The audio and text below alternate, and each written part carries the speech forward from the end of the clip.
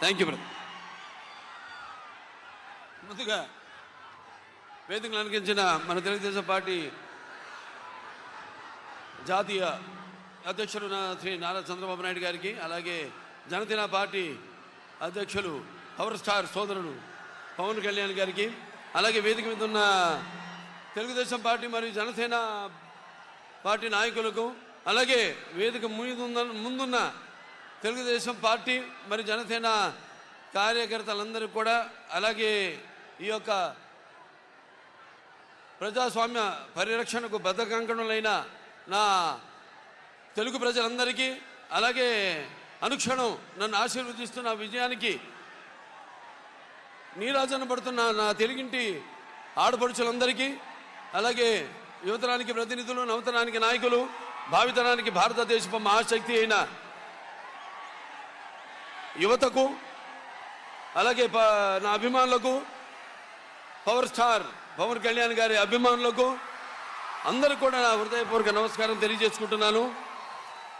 మరి ఆనాడు స్వర్గశ్రీ నందమూరి తారక రామారావు గారు పార్టీ వ్యవస్థాపకులు అన్నారు, తెలుగుదేశం పుట్టింది తెలుగు శ్రామికుడు చౌటలో నుంచి, కార్మికుడు కనిగిన కండరాల్లో నుంచి, రైతు కూలీల రక్తంలో నుంచి, నిరుపేదల కన్నీటిలో నుంచి, శ్రామికుడి కంటి మంటల్లో నుంచి, అనార్థుల ఆకందనలో నుంచి పుట్టింది తెలుగుదేశం అని. మరి ఆనాడు ఒక చరిత్ర అది. అంతకుముందు మనం చరిత్ర పుటల్లో ఏదో పుస్తకాల్లో చదివాము, ఎవరో చెప్తుంటే విన్నాము. ఏదో హరిశ్చంద్రుడు ఏదో తన భార్యని సత్య కోసం అమ్మేశాడనో, లేకపోతే శ్రీరామచంద్రుడు అన్న తన తండ్రి మాటకే కారణములు కేకారాడను, లక్ష్మణుడు అన్నసేవకి అంకితమయ్యాడని, లేకపోతే పత్య దైవమని తరించిపోయింది సీతాదేవని, చాపకుడితో సమతను నేర్పాడు నాటి పలనాటి బ్రహ్మన్న, మేడిపండులా మెరిసే సంఘం గుట్టు విప్పేన వేమన్నా, తెలుగు వితంతువుల వీధి రాతలు మార్చి వాళ్ళకు ఒక స్థానాన్ని కల్పించారు. అలాగే తెలుగు భారతిని తెలుగు భాషలో తీర్చిదిద్దాడు గురజాడ. అలాగే స్వతంత్ర భారత సమరాను దూకే నేతాజీ, అలాగే మన సత్యాగ్రహమే సాధనముగా స్వరాజ్యమే తెచ్చాను బాపూజీ, తెలుగు మన బ్రిటిష్ వారి గుండెని చూపించాడు అమరజీవి. అలాగే తెలుగు వారికి ఒక ప్రత్యేక రాష్ట్రాన్ని కోసం ఆహుతి అయ్యాడు అమరజీవి వెళ్ళి. ఇలా చదువు కానీ మనం తర్వాత చూస్తే మన కళ్ళారా చూసి ఎన్టీ రామారావు గారి పార్టీ తెలుగుదేశం పార్టీని ఏర్పాటు చేయడం. అయితే ఆయన తీసుకొచ్చిన పథకాలు ఎన్నో విప్లవాత్మకమైన పథకాలు తీసుకొచ్చి రావడం జరిగింది.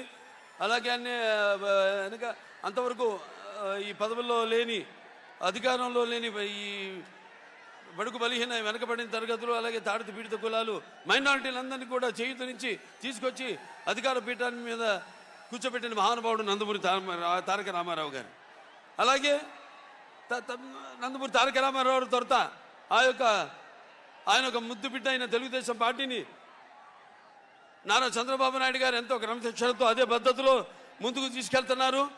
తెలుగుదేశం పార్టీకి ఉన్న బలం తెలుగుదేశం కార్యకర్తలు. ఏ ప్రపంచంలోనే ఏ పార్టీకి లేనని కార్యకర్తలు మన తెలుగుదేశం పార్టీకి ఉన్నారు. అటువంటి ఒక నిబద్ధతతో, ఒక అంకుట దీక్షతో, ఒక క్రమశిక్షణతో ఈ యొక్క పార్టీని ముందుకు నడిపిస్తున్నారు.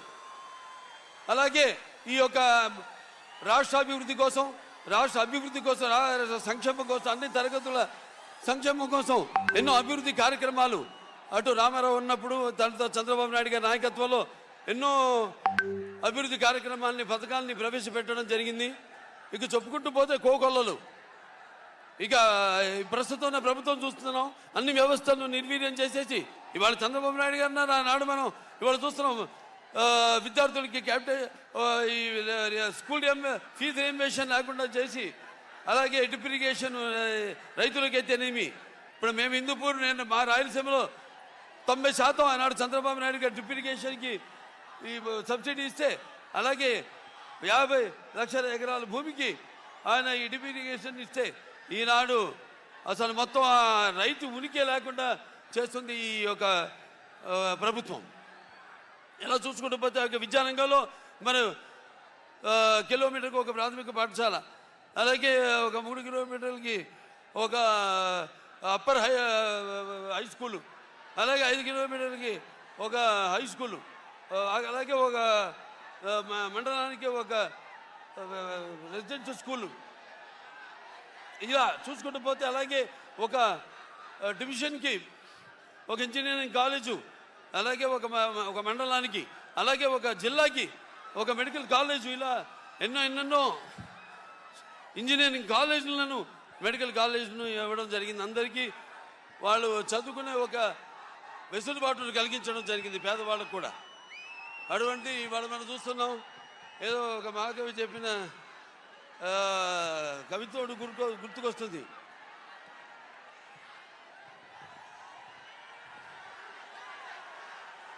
అదే మన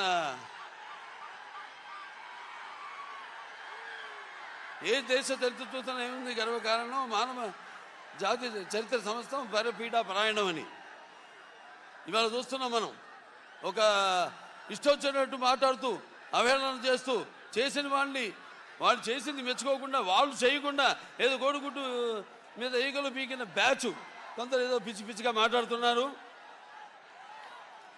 వాళ్ళని సూటిగా అడుగుతున్నాను, మరి మీరు చేసింది ఏమిటని.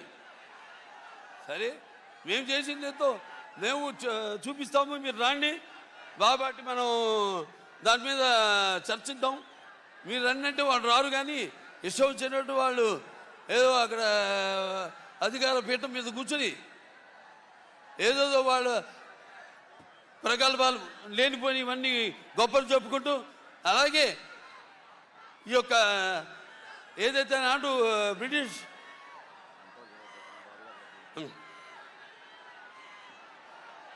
వాళ్ళు ఎలాగైతే మన దేశాన్ని విభజన చేసి పాలించారో అలాగే ఈనాడు ఈ యొక్క రాష్ట్రాన్ని కూడా ఈ కులాల పేరుతో మతాల పేరుతో విభజన చేసి మనలో చిచ్చు పెట్టి అందులోంచి వాళ్ళు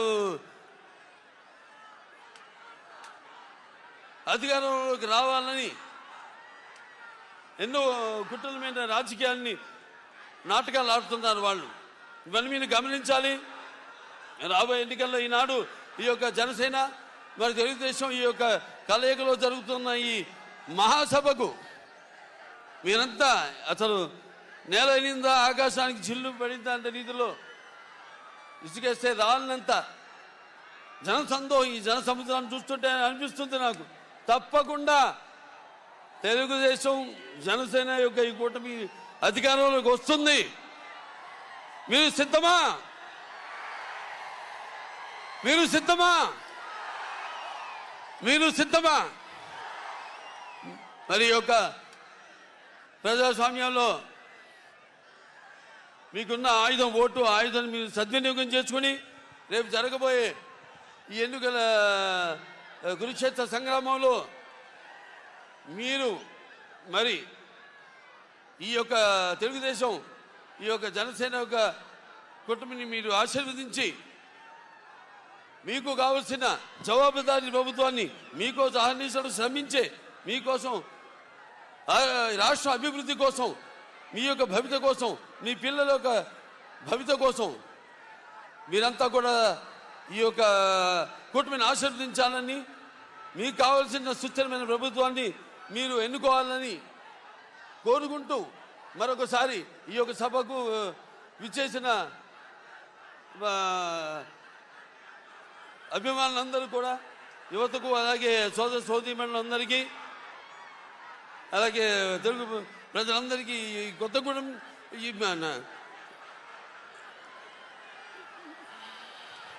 ఇక్కడ ఎంతో నాకు అనుభవం ఉంది ఈ యొక్క ప్రాంతంతో. ఒకప్పుడు మన